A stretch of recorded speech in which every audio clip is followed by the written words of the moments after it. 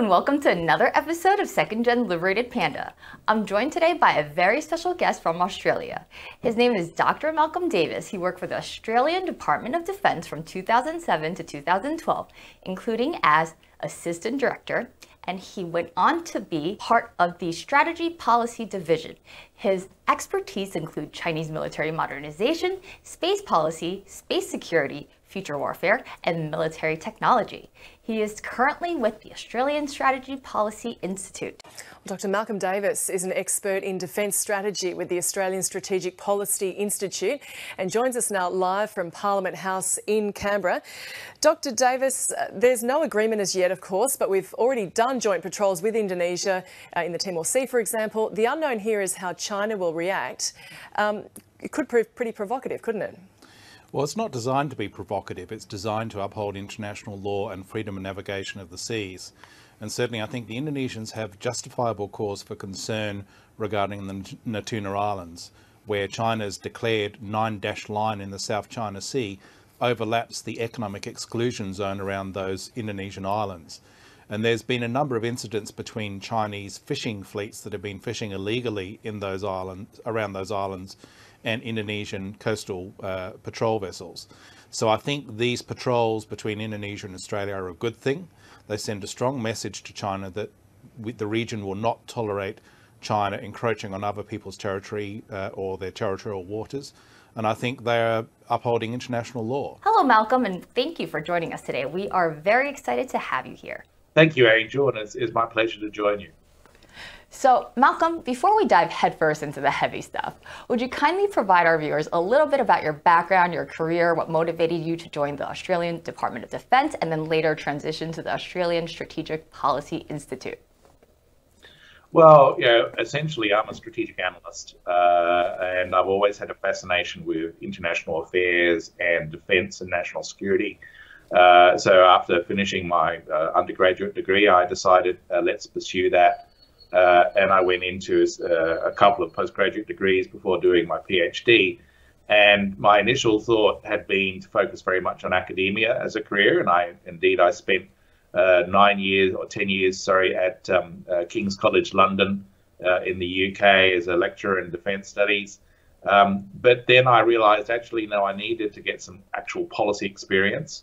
So that's why I went into Department of Defence, and that was a great experience for me for 5 years working in Department of Defence. But having sort of come from academia, I did feel that in defence I wasn't allowed so much to shape the public debate. So I went back into academia for a period and then ended up in ASPI, which is Australia's leading think tank on defence and national security affairs. I've been there since 2016 and I really enjoy it. It's a great middle ground between academia and the government environment. And I get to engage with policy leaders and help shape policy, but I also get to engage with the public, including through media such as this. Wow, congratulations on an amazing and illustrious career. So we're very honored to have you here with us today.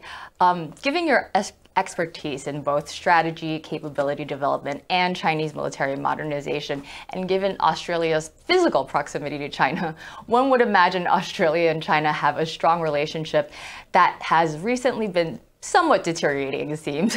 Whether the relationship is good, bad, or somewhere in between is something that I would love to discuss with you.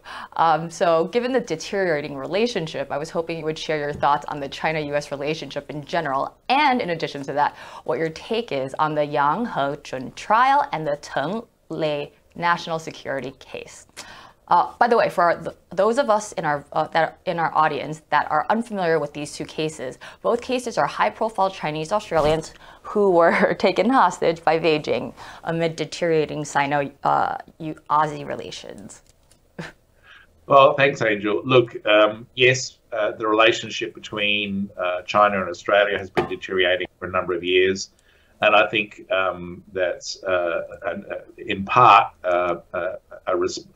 an outcome of a broader deterioration in the relationship between China and the United States. I think we are in a period of strategic competition between Beijing and Washington, D.C. And that's resonating right around the Indo-Pacific region, including affecting Australia.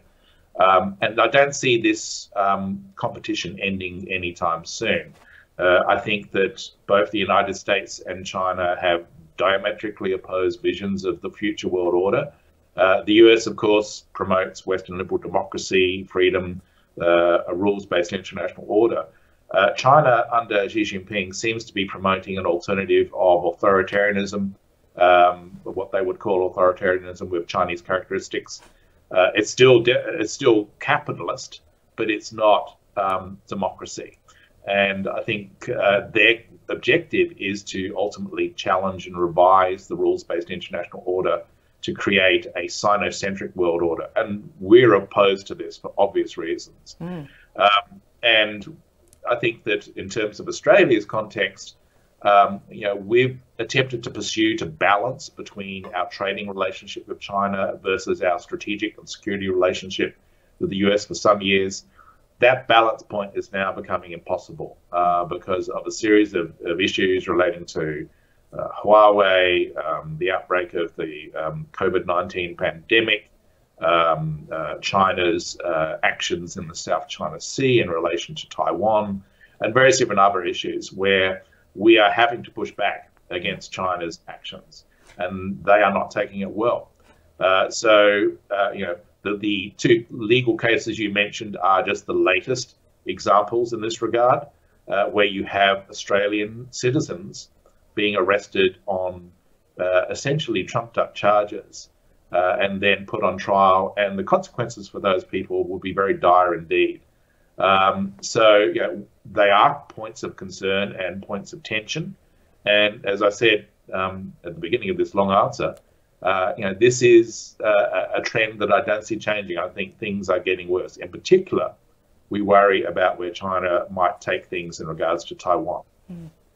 Yes, it's actually really interesting to watch Australia's relationship with China, and it almost seems like this is just my personal opinion, that Australia has been the only one really vocally standing up to China.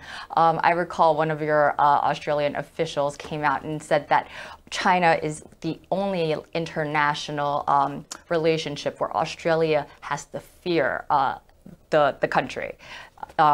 So I think, everything that you said is very interesting and very apt too. So do you, in connection with all of this, China is obviously trying to build up some sort of space program. Do you think that space will be militarized in the future, and do you think America's Space Force makes sense or is necessary? Well, when we talk about the militarization of space, I think it's important to get the terminology correct here, because space has, in actual fact, been militarized since the dawn of the space age. We've had satellites up there that provide support for military activities on Earth in terms of communications, intelligence, surveillance, reconnaissance, and more recently with GPS, the ability to do precise navigation and so forth. So space is already militarized in that sense. I think what the focus is on weaponization, to avoid states deploying what's known as anti-satellite weapons, or ASATs, into space that could then threaten other countries' satellites. And that's really where the focus is. It's one of the reasons why the US stood up the US Space Force, because they were seeing what China was doing with these ASATs, and Russia as well. And they felt that they had to be a response to that. Because China has been developing a full range of anti-satellite capabilities over the last few years. They tested an ASAT in 2007, which destroyed one of their satellites, creating a huge field of space debris, and that's still up there, that debris. So I think that there is a real concern about the weaponization of space and where that's headed, and the possibility of not only an arms race in space, but warfare in space. And from the US and Australian perspectives, we have to respond to that in two ways. We're responding firstly through building up our capacity for deterrence, to try and change the decision calculus on the part of the Chinese and the Russians so they choose not to use these weapons. And secondly, through enhancing legal and regulatory arrangements to actually make it possible down the track to have some form of arms control in space, so that we can actually get rid of the most destabilizing counter space capabilities. And I think that's where we're headed at the moment. Thank you for that response. So related to that, given your extensive experience in this, would you please share your thoughts on the current state of the space competition and how far behind is China relative to US and other countries? Well, look, I think China is actually catching up in many respects. They've done some pretty impressive missions in recent years. Chang'e 4, Chang'e in particular, and Chang'e 5 going to the moon, with Chang'e 4 landing on the far side of the moon, depositing a rover, the Yutu-2 rover, and then more recently the Zhurong rover on Mars. And they've just started establishing their beginning of their next space station, the Chinese space station, with Tiangong, which is the large core module, and they're going to put more modules up soon. So the Chinese are actually making real headway. They've started out slow, but they're actually accelerating. They clearly have plans for a presence on the moon. The Chinese signed a MOU with the Russians to establish an international lunar research station on the lunar south pole that would be robotic, but would pave the way for taikonauts on the lunar surface, probably by the mid-2030s.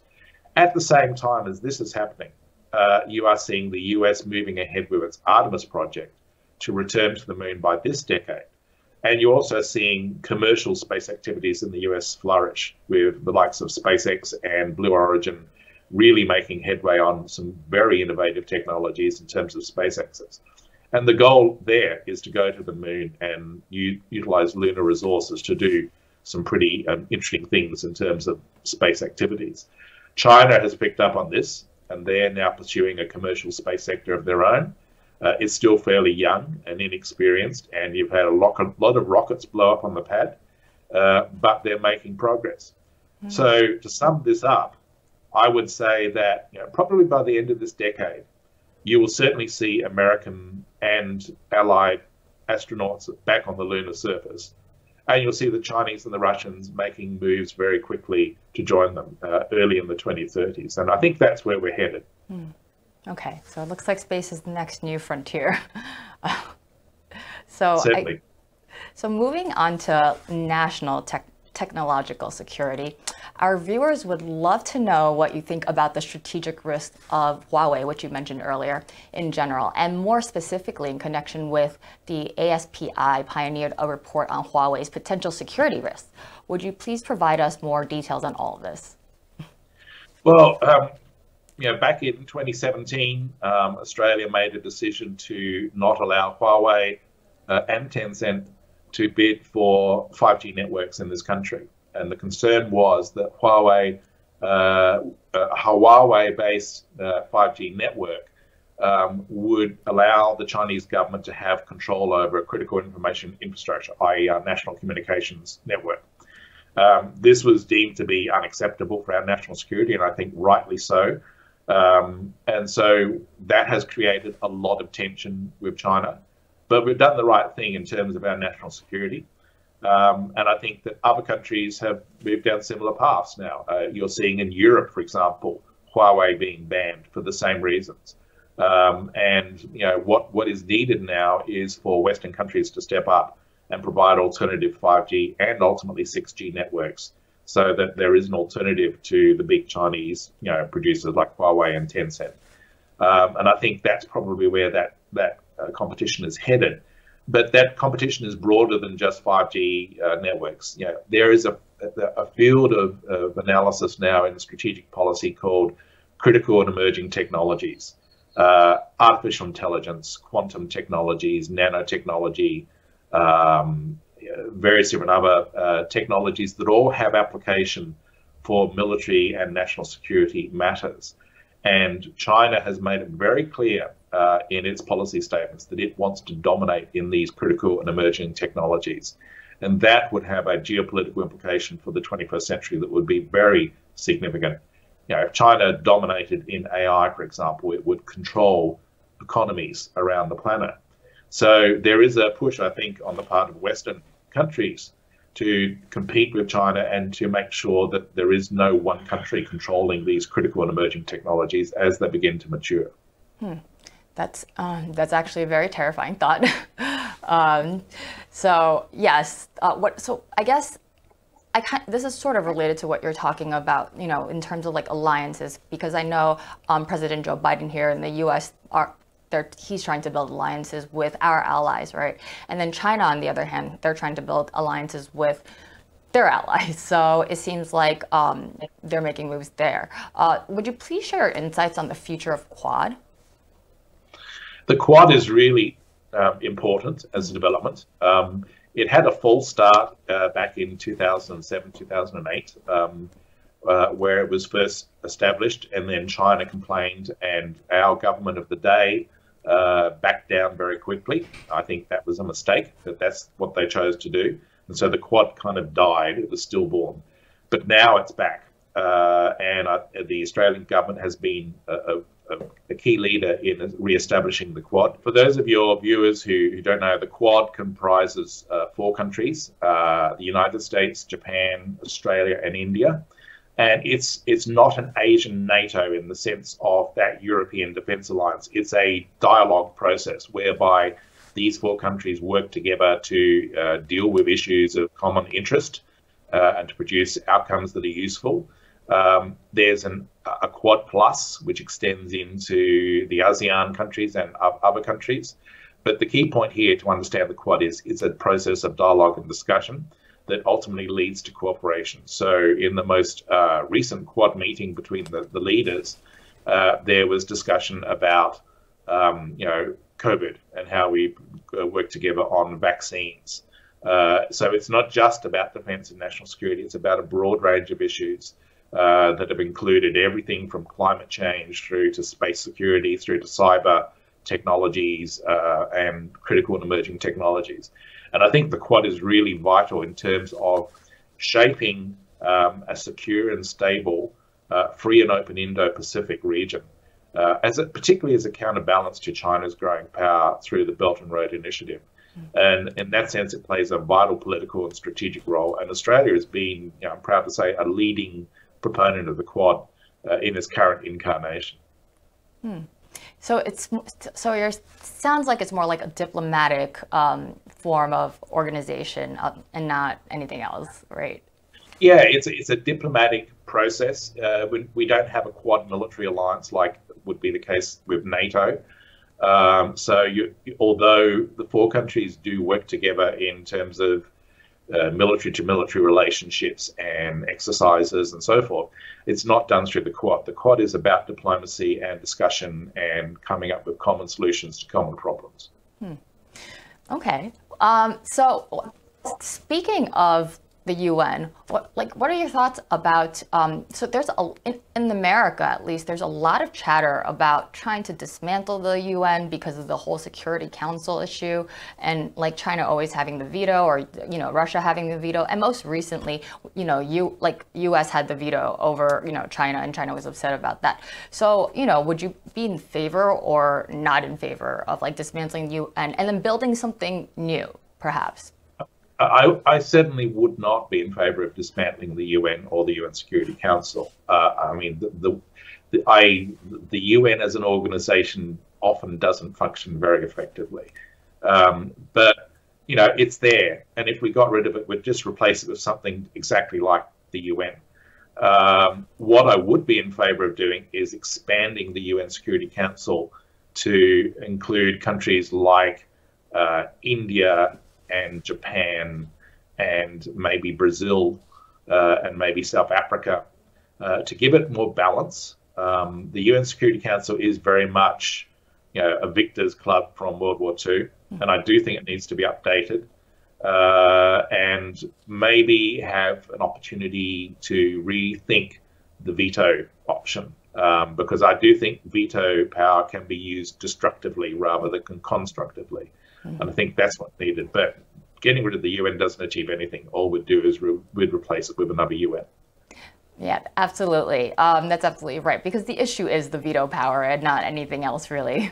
So I think we could make the UN work more effectively in many areas. I mean, the UN General Assembly, I think, is a bit toothless at times. I was recently involved in discussions on a UN General Assembly Resolution 7536 on responsible behaviour in space. And the mindset that I encountered was, well, we'll just talk about this for 10 years and eventually come out with a resolution. And I said to them, look, counter space technologies are moving ahead in a rapid rate of knots in terms of events are occurring in weeks and months, not years. And so it's the pace of diplomacy that needs to be accelerated to bring useful outcomes. I think that's the key step forward there. Gotcha. Thank you for that. So my last question is a fun one.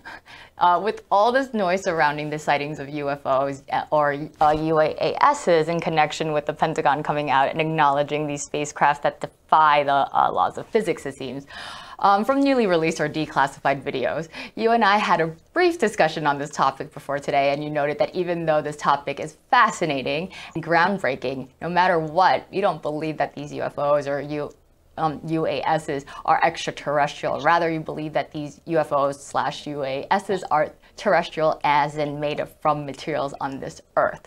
So would you please elaborate on your thought process on this issue? Because many in our audience are enthralled with this topic. Well, as am I. Okay, I think it's a really interesting issue. But yeah, look, I think based on the information that I've seen in the 3 videos, which I'm sure some of your viewers are familiar with, Tic Tac, Gimbal, and Go Fast, that were released by the military, I'm not seeing evidence that these are alien spacecraft. What I am seeing is the possibility that they are advanced drones or autonomous air vehicles that may in fact not have been produced by the United States. And that in itself is significant because it does mean that probably a peer adversary like China or maybe Russia has stolen a leap ahead in terms of aerodynamic and aerospace capabilities that we should be worried about. So in terms of a terrestrial explanation for these things, that is significant in itself. Having said that, we've only seen 3 videos. There's a lot more information out there. You have President Obama saying, we're seeing things that we can't explain. And, taking it from an astronomical perspective, life exists on this planet. It's evolved into intelligent life, which has developed civilization and technology. That's proof that life can exist. So if life can exist here, it can exist out there. And we're discovering more and more exoplanets every day in terms of, planets beyond our solar system that potentially could harbor life. What we're not discovering so far is evidence of technological civilizations or any evidence whatsoever that these technological civilizations are visiting Earth. So, I'm an optimist when it comes to the search for ET. I think that's an important endeavor, and eventually we will find something out there.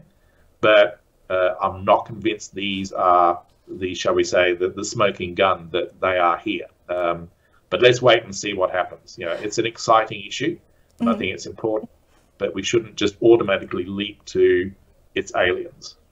Well, I just want to geek out for a second because there's, I'm sure you're familiar, or maybe like with the Fermi paradox and the great filter theory. So for me, it's very exciting because Earth is a middle-aged planet. So from my understanding, the fact that we're a middle-aged planet and that we haven't yet found life, the theory goes, there must be some sort of mass extinction phenomenon that happens because civilization gets so advanced that even like a terrorist in the Middle East or domestic terrorists in the U.S. can have access to atomic bomb, plutonium, something that can just blow up the Earth. So, and that's why we haven't found aliens. So when I first heard about this, when the Pentagon released all this information, I was very excited because I was like, there's hope for us yet. So do you have any thoughts on that? Well, actually, I mean, obviously I'm familiar with the great filter and Fermi paradox. But my favorite is the dark forest theory. If you've read Cixin Liu's 3-body problem novels, you'll understand this. The dark forest theory says that there are, imagine the galaxy is like a dark forest where there are predators and there are prey. And the prey keeps very quiet because they don't know who are the predators and who are the prey. So maybe one of the reasons we've yet to encounter intelligent extraterrestrials is because they're out there, but everyone is keeping very quiet because they don't know who are the hostile aliens and who are the friendly aliens.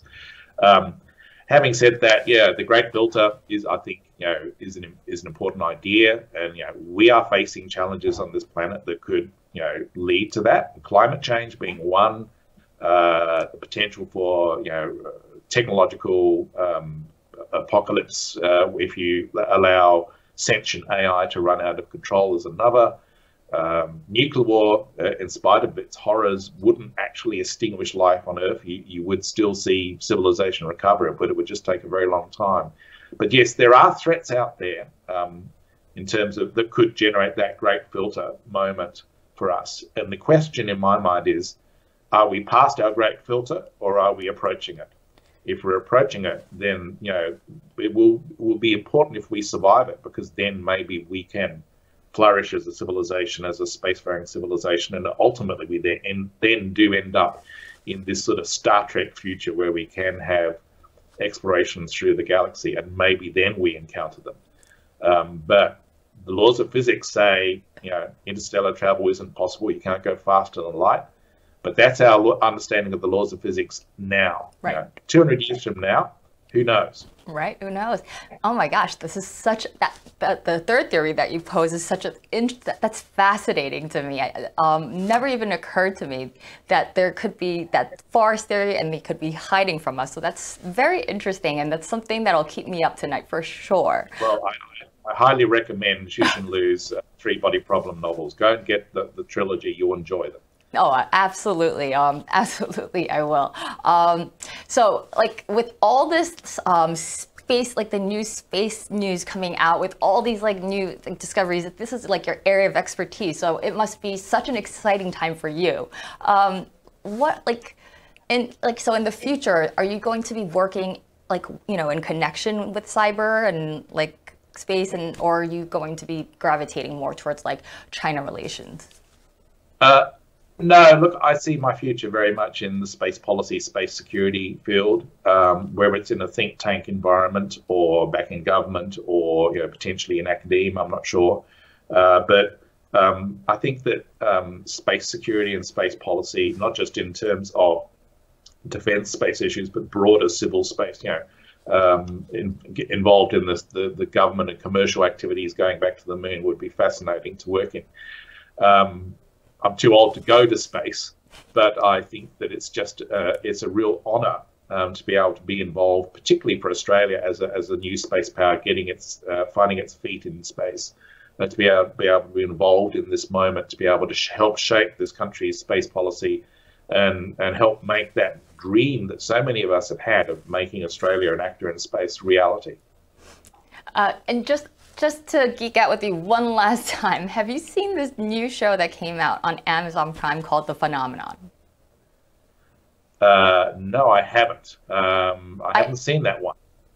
I highly recommend it, because there are these government officials, these PhDs, and these all these people that have captured pictures of these these saucers, and now the government's letting them come out and speak. They have this material that they found that is not made from that with elements that are not made from this earth, and it's very big, but you can lift it up with one hand, and they tried to destroy it with everything we could destroy it with, but they couldn't.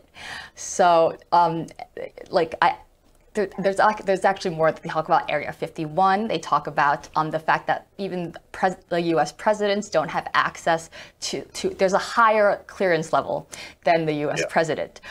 So they don't even know. So it's a fascinating I guess documentary. I'm sure you'd be interested in it, and I would love to know after you watch it what your thoughts are, to that question that I was asking previously, where you thought it was extraterrestrial or terrestrial, and maybe your opinion will not change at all. Maybe it's all just crazy talk, but it's still very interesting. I don't think it's crazy talk. I think that people in my position do have to be cautious about what we say in public about this stuff.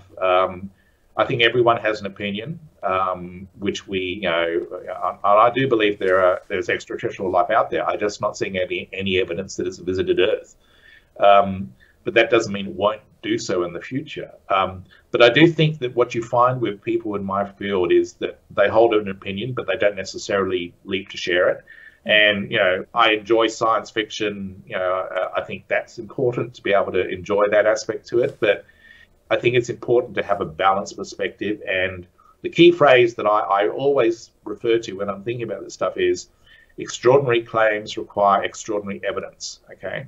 And so far, I'm not seeing the extraordinary evidence to suggest that extraterrestrials are visiting Earth. But that doesn't mean that the truth isn't out there, to borrow from the X-Files. Thank you for that. And yes, I completely understand there are some things that you probably can't say because it's kind of a third rail issue for a lot of people, since it's been a conspiracy theory for much of my life, at least, or all of my life. We can't indulge in conspiracy theories. That would be fatal. So I think it's important to have an objective scientific perspective on this. Agreed. So that's all the time we have for today. Before we leave, Malcolm, is there anything else you'd like to share with our viewers, and anything else such as like what you're working on and what we should be expecting from you in the future? Well, I've got a number of projects on the go in terms of reports that I'm writing on space strategy and the future of air power for the Royal Australian Air Force. I'm always putting out articles on the ASPI strategist, which is on our website. It's our blog. So once a couple of weeks, an article comes out from me on various different issues. I'm doing many media spots on issues such as space or China-Australia relations or defence in general. So I'm pretty busy in terms of activities, and that's good. And luckily here in Canberra, at least, we're back to working at the office, which is fantastic. So, I think that I just carry on and do the job I love. And there's always fascinating things to work on. I never come to the office thinking, I don't want to be here. There's always something fascinating to work on.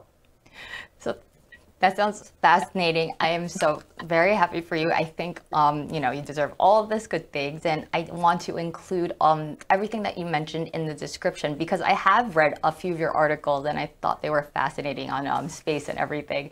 So we will definitely include all of that so our viewers can learn more about Dr. Malcolm Davis. So Dr. Malcolm Davis, it was such a pleasure speaking with you today. I hope to have you back again sometime. I know you're going to be very busy, so we might not have a chance, but hopefully you'll remember us. I will include all of Dr. Malcolm Davis's information, the details below, so you can find out more. In the meantime, join us next week right here on Second Gen's Liberated Panda. Thank you for tuning in, and thank you, Dr. Davis, for joining us today. Goodbye, everyone.